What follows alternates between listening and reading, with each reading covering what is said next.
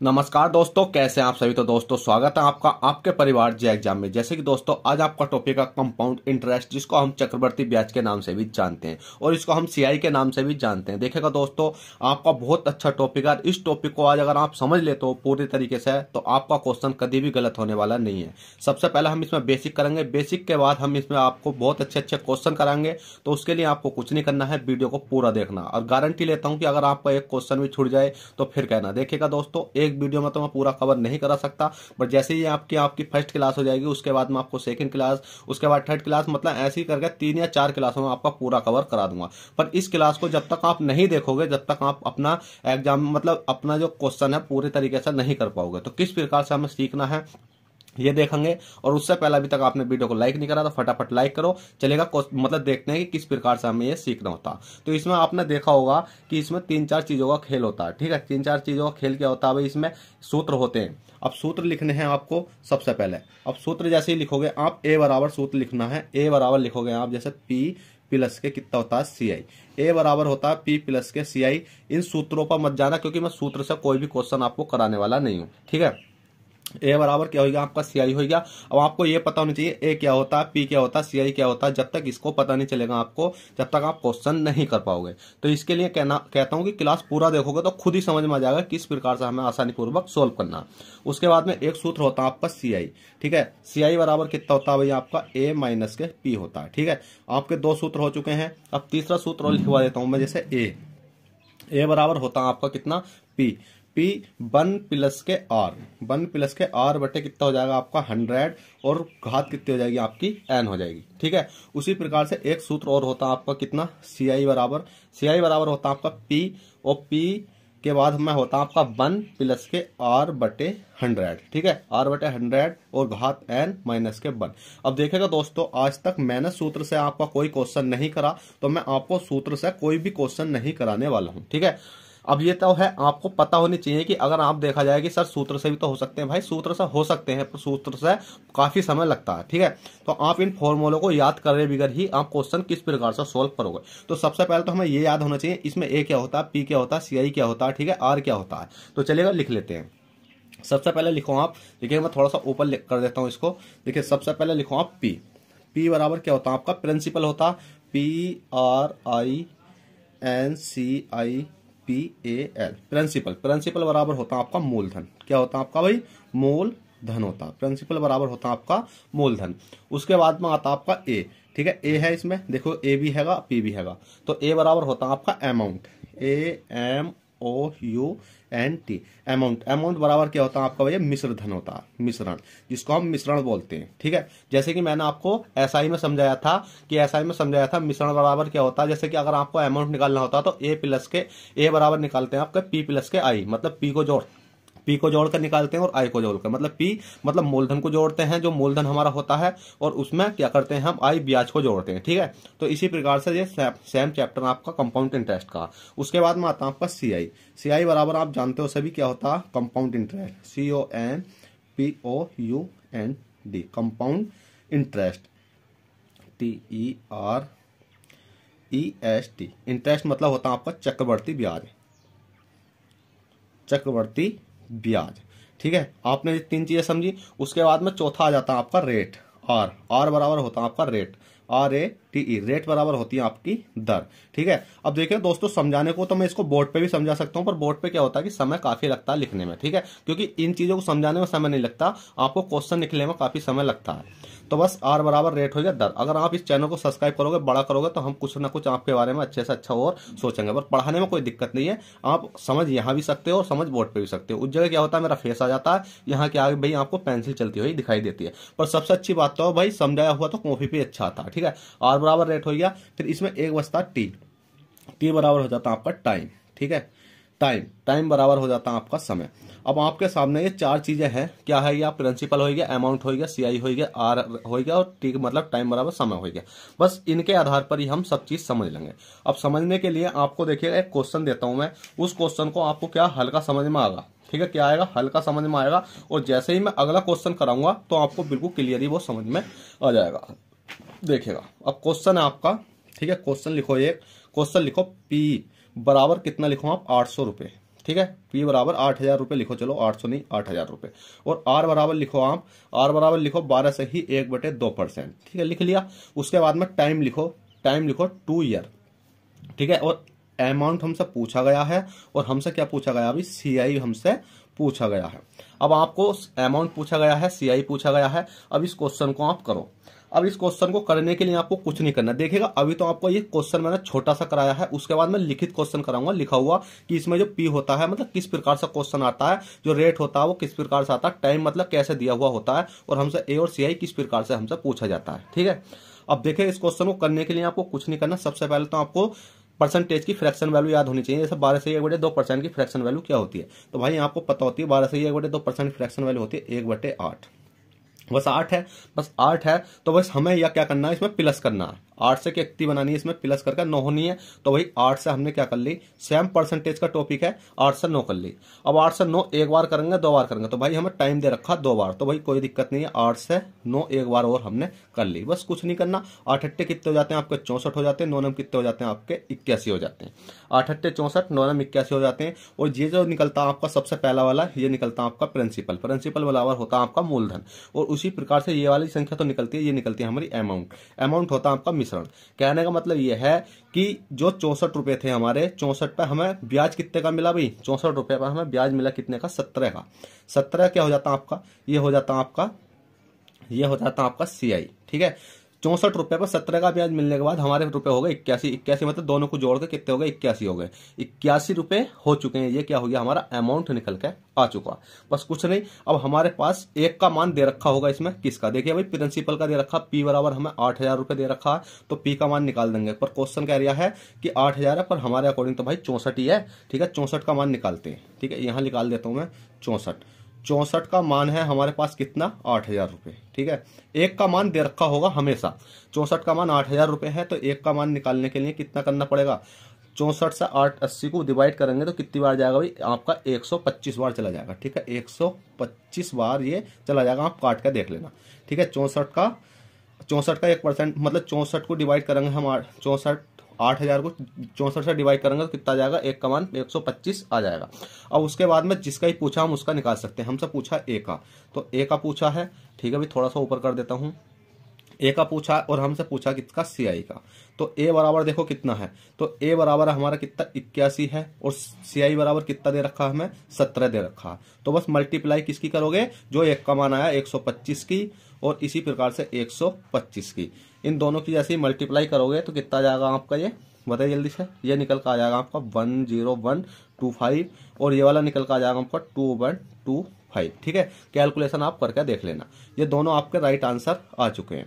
अब देखिएगा दोस्तों, आपको क्या कि उड़ उड़ कर चला गया होगा दिमाग से कि ये सर क्या हमें क्वेश्चन इसी प्रकार से आगा, तो भाई इस प्रकार से नहीं आगा, ये आपको समझाने के लिए था। अब जो क्वेश्चन आगा वो किस प्रकार से आगा मैं आपको दिखाता हूँ, चलिएगा अगली क्वेश्चन पर देखते हैं।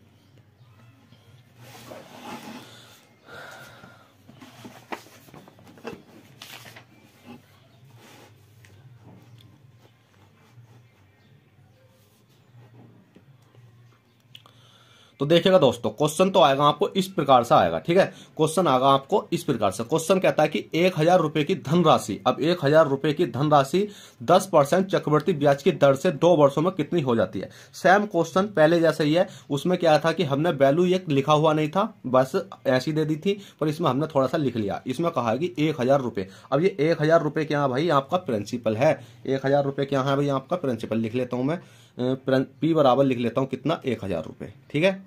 1,000 रुपए है, P बराबर कितना होगा आपका 1,000 रुपए, और 10% चक्रवृद्धि ब्याज। तो 10% जो परसेंट होती है वो क्या होती है, आपकी दर होती है। दर का मतलब R होती है, पर हमेशा जो परसेंट आएगी वो रेट में आएगी, रेट बराबर दर, ठीक है। तो 10% की बात करी गई है, 10%। उसके बाद चक्रवृद्धि ब्याज की दर से 2 वर्षों में, समय क्या दे रखा है हमें, 2 वर्ष दे रखे हैं, तो वर्ष को क्या लिखते हैं हम, टाइम लिखते हैं। T बराबर हो जाएगा आपका कितना, 2 ईयर। T बराबर 2 ईयर में कितनी हो जाएगी, कितनी हो जाएगी। अब भाई हमसे पूछा क्या गया है, बताइए जल्दी से। जो हमसे पूछा गया गया वो प्रिंसिपल ही तो पूछा गया। इसमें कहा कि 10,000 रुपए की धनराशि 10% चक्रवर्ती ब्याज की दर से 2 वर्षों में कितनी हो जाएगी। भाई कितनी हो जाएगी ये पूछा गया है हमसे। तो बस कुछ नहीं करना, 10% है तो 10% की फ्रैक्शन वैल्यू कितनी होती है भाई आपकी 1/10 होती है। 1/10 होती है, ये मैंने आपको सिखा रखा परसेंटेज टॉपिक में किस प्रकार से इसको निकालते हैं। अब 10 से कितनी हो जाएगी भाई 11 हो जाएगी, 1 कर देंगे तो 11 से 10 होगी, क्योंकि ब्याज तो हमेशा मिलता ही है तो भाई प्लस होगा। ठीक है, अब 10 से 11 हो जाएगी। अब देखिएगा भाई हमने करा 10 से कितना करा 11 करा, पर हमें एक बार नहीं करना क्योंकि हमें टाइम दे रखा है 2 साल का, तो 2 बार करेंगे। कितनी हो जाएगी फिर 10 से 11 हो जाएगी। अब इसकी मल्टीप्लाई कर लेंगे, 10 ढाई कितने होते हैं आपके 10 ढाई होते हैं आपके 100। ठीक है, 10 ढाई 100 और 11 11 कितने होते हैं भाई 121 होते हैं। मैंने बताया था ये तो होता है आपका अमाउंट होता है टोटल, और ये क्या होता है आपका मिश्रण, मतलब ये होता है आपका प्रिंसिपल। ठीक है, प्रिंसिपल होता है जो मूलधन होता है हमारे पास पहले से, जो पहले से हमारे पास पैसा होता है वो होता है। उसके बाद में ये क्या हो जाता है, ये मिश्रण हो जाता है अमाउंट, जिसको हम मतलब ब्याज के साथ जो ब्याज मिलता है। जैसे क्या हमें कितने का ब्याज मिला 21 रुपए का क्या मिला हमें ब्याज मिला। ठीक है, 21 रुपए का ब्याज मिला तो 100 और 21 को जोड़ा तो हमारे पास 121 टोटल अमाउंट हो गया। अमाउंट मतलब मिश्रण हो गया। जोड़ने के बाद कहते हैं ना किसी चीज को मिक्सचर करते हैं तो वो मिश्रण बन जाता है, तो 100 और 21 को जोड़ा तो हमारे पास मिश्रण बन गया एक का, मतलब 121 का। ये क्या हो गया आपका टोटल अमाउंट हो गया। अब हमें इसमें एक चीज गिवन होगी, क्या होगी भाई 10,000 रुपए की धनराशि। अब इसमें हमारे पास पी तो दे रखा 10,000 रुपए दे रखा, तो भाई कोई दिक्कत नहीं है। पी बराबर हमें दे रखा कितना 10,000 रुपए। ठीक है, 10,000 तो 10,000 दे रखा, 10,000 को डिवाइड करेंगे कितने से 100 से। अब भाई भाग कर देंगे हम 100 से, कौन सी ये वाला 100 से, तो 10 10 10 10, तो पी का मान कितना आएगा आपका 10। 10 का मतलब है कि 1 का मान तो निकल कर आएगा ना आपका, जैसे मैंने पहले निकाला था, तो 1 का मान निकल कर आएगा आपका 10। चाहो तो आप यहां भी कर सकते हो, 1000 लिख सकते हो, ऐसे काटोगे तो एक बार चला जाएगा। 1 का मान आ चुका है आपका 10। अब 1 का मान 10 आएगा तो हमसे पूछा गया तो 2 वर्षों में कितनी हो जाएगी। चक्रवर्ती ब्याज की दर से 2 वर्षों में कितनी हो जाएगी, कितनी हो जाएगी पूछा क्या गया भाई हमसे, कितनी हो जाएगी। तो जोन से ये हो जाएगी इसको याद रखना, बस इसको जोन से ये आपका लिख रहा है ना कितनी हो जाएगी, तो ये जो पूछा जाता है वो आपसे अमाउंट पूछा जाता है कितनी हो जाएगी 2 वर्षों में जो ब्याज मिलेगा हमें, उसके बाद जो टोटल हो जाएगी कितनी हो जाएगी। पर अभी तो कितनी 121 है, पर हम मल्टीप्लाई किसकी 10 की कर देंगे तो कितना हो जाएगा। तो देखिएगा भाई अमाउंट निकालने के लिए कुछ नहीं करना, 121 गुणा 10 करोगे तो कितना हो जाएगा 121 और 1 0 लगा देंगे तो 1210 रुपए हो जाएगी। ठीक है, इस प्रकार से आप साधारण पूर्वक कर सकते हो। अगर ये क्वेश्चन समझ में नहीं आया तो अगला क्वेश्चन बहुत अच्छे तरीके से मैं आपको समझा दूंगा। देखिएगा अगला क्वेश्चन है 5,000 रुपए की धनराशि 10% वार्षिक सीआई की दर से 2 वर्षों में मिलने वाला ब्याज क्या होगा। अब 2 वर्षों में मिलने वाला ब्याज, अब क्या हमसे पूछा गया है ब्याज, तो बस कुछ नहीं करना, हमें दे रखा है, क्या दे रखा है भाई बताइए जल्दी से, क्या दे रखा। सब चीज इसमें पहले से ही इंक्लूड है। ठीक है, लिख लेते हैं। हमें दे रखा 10 पी दे रखा, पी बराबर कितनी होगी आपकी भाई 5,000 रुपये हो गई। ठीक है, इकाई दहाई सैकड़ा हजार, मतलब 3 0 में 5,000 रुपये हो गई। 10 वर्ष है तो रेट दे रखा हमें, रेट कितना दे रखा भाई 10% दे रखा। सीआई की दर से 2 वर्षों में, तो 2 वर्ष दे रखे हैं, टाइम कितना दे रखा हमें 2 ईयर दे रखा। ठीक है, कितने मिलने वाला ब्याज क्या होगा, तो बस अब कुछ नहीं करना, इसको निकाल देते हैं। 10% की फ्रैक्शन वैल्यू मैंने अभी ऊपर बताई थी, 10% बराबर कितना होता है आपका 1/10 होता है, तो ब्याज लगे मिलेगा 1% का, तो कितनी हो जाएगी 11/10 हो जाएगी। तो हमें क्या करना है 10 से 11 करना है, 10 से 11 करना है, बस मल्टीप्लाई कर देनी है। 10 ढाई कितने होते हैं आपके 100 होते हैं, 11 11 में कितने होते हैं 121 होते हैं। ये ब्याज कितना मिला हमें 100 पे, 121 पे कितना मिला 21% का ब्याज मिला, तो कितना मिला, ये क्या आएगा आपका सीआई आएगा, ये क्या है आपका, ये है आपका अमाउंट, और ये क्या है आपका प्रिंसिपल है। ठीक है, जो हमारे पास पैसा था। अब हमें मान किसका दे रखा भाई, हमें पी बराबर दे रखा 5,000 रुपये, तो कोई दिक्कत नहीं है। अब हम यही कर देते हैं 100 का मान, 100 बराबर कितना दे रखा हमें, क्वेश्चन कह रहा है कि हमारे पास 5 है, पर हमारे अकॉर्डिंग तो 100 ही है ना, तो 100 का मान दे रखा हमें कितना 5,000 रुपये। ठीक है, तो 1 का मान निकालेंगे हम, कितना हो जाएगा भाई 1 0 1 0 1 0, कितना बचेगा आपका 50 बचेगा। कितना बचेगा भाई 50 बचेगा। अब हमसे पूछा गया तो उसने कहा कि 2 वर्षों में मिलने वाला ब्याज क्या होगा। अब आपसे ब्याज का मतलब पूछा हमने सीआई, तो सीआई क्या होगा, तो सीआई बराबर निकालने के लिए 21 मल्टीप्लाई कितने कर देंगे 50 की, 21 मल्टीप्लाई 50 की करेंगे तो कितने हो जाते हैं भाई 21 पंजे 105 हो जाते हैं, तो 105 और 1 0 और है, तो यही आपका राइट आंसर हो जाएगा। ठीक है, चलिएगा अगला क्वेश्चन और करा देता हूं मैं, लास्ट क्वेश्चन आपका क्वेश्चन है अगला बिल्कुल सेम जैसा मैंने पहला क्वेश्चन कराया था। क्वेश्चन है पी बराबर इतना है, आर बराबर 5% है और टाइम 2 वर्ष का दे रखा है, सीआई मतलब 820 रुपए दे रखे, तो अमाउंट हमें ज्ञात करना है। बस हमें एक चीज का ध्यान होना चाहिए कि हमारे पास रेट होना चाहिए, रेट मतलब परसेंट में दर होनी चाहिए, ठीक है। रेट बराबर दर, दर कितने परसेंट है, उसके बाद समय दे रखा हो, हम कुछ भी चीज आसानी से निकाल सकते हैं। बस कुछ नहीं करना। अब इस क्वेश्चन को बहुत आसानी पूर्वक करेंगे। सबसे पहले तो 5% की फ्रैक्शन वैल्यू याद होनी चाहिए। किसकी होनी चाहिए भाई? 5% की। तो बस अब ठीक है। तो 5% बराबर कितना होता है? 5% बराबर होता है 5/100।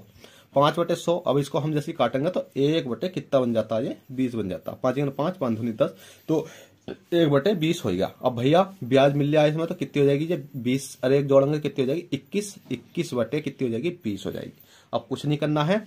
20 से कितनी पहुंच रही है भैया? 21 पहुंच रही है। और 20 से कितनी पहुंच रही है? 21 पहुंच रही है। क्यों करा भैया हमने 2 बार? क्योंकि इसमें समय दे रखा 2 साल का, ठीक है। 3 साल के भी कराऊंगा पर मैं अगली क्लास में कराऊंगा, इसमें आप समझते हो। चलो अब तो इनके अगर हम पहले तो आपको वर्ग और क्यूब याद होने चाहिए, ठीक है। वर्ग याद करूंगा तो 20 का वर्ग कितना होता है भैया? आपका 400 होता है, ठीक है। और 11 21 21 का कितना होता है? 441 होता है, ठीक है। 441। अब हमें पता है ये क्या है हमारा भाई? ये है हमारा P। और ये क्या है हमारा? ये है हमारा A, जो हमारा मिश्रण होता है। और ये क्या निकल कर आता है हमारा? 400 में से 441 को माइनस कर, मतलब 441 में से 400 माइनस करेंगे तो कितना बचेगा? 41। 41 क्या होता है हमारा? ये CI होता है, ठीक है। क्या होता है? ये CI होता। अब हमें एक का मान दे रखा, किसका दे रखा भाई? CI का दे रखा। अब CI का दे रखा, CI का हमारे अकॉर्डिंग तो 41 आया। क्वेश्चन करे 41 नहीं, 820 रुपए आया है। कितना आया है? 820 आया है। तो भाई कोई दिक्कत नहीं है। 41 का मान हमें दे रखा कितना? 820 रुपए। 820। एक का मान निकालेंगे तो कितना हो जाएगा? बताइए जल्दी से। एक का मान निकालेंगे तो आपका बन जाएगा 20। क्यों? क्योंकि 41 दूना 82 होते हैं और 0 का 0 लगा लिए, एक का मान आएगा 20। अब हमसे पूछा किसका गया? P पूछा गया हमसे भाई। P पूछा गया है और क्या पूछा गया? A पूछा गया है। तो P देखो कितना है? P कितना है हमारे पास? 400 है। P कितना है? 400 है। तो हम क्या लिख देंगे? 400। और A कितना हमारे पास? 441 है, ठीक है। 441 मल्टीप्लाई कितने कर देंगे भाई? 20 की इसमें कर देंगे और 20 की इसमें कर देंगे। अब दोनों की मल्टीप्लाई करने के बाद कितना आंसर आ जाएगा? तो ये आ जाएगा आपका 4 दूनी 8, 1 2 3 0। तो कितना आ जाएगा ये आपका? 8000 रुपये। अब इसकी मल्टीप्लाई करेंगे तो कितनी बार जाएगा ये? 2 ही करना 2, 2 दूनी 4, वो 4 दूनी 8, 8 8 8 2 0। कितनी बार चलेगा? 8 8 2 0। अब ये दोनों के मान निकल के आ चुके हैं, ठीक है। दोनों के मान निकल के आ चुके हैं कि इसमें हमने P भी निकाल दिया, A भी निकाल दिया। तो भाई CI चैप्टर आपका बहुत अच्छे तरीके से आपको कवर करना है। इतना आसान चैप्टर है, बहुत ज्यादा।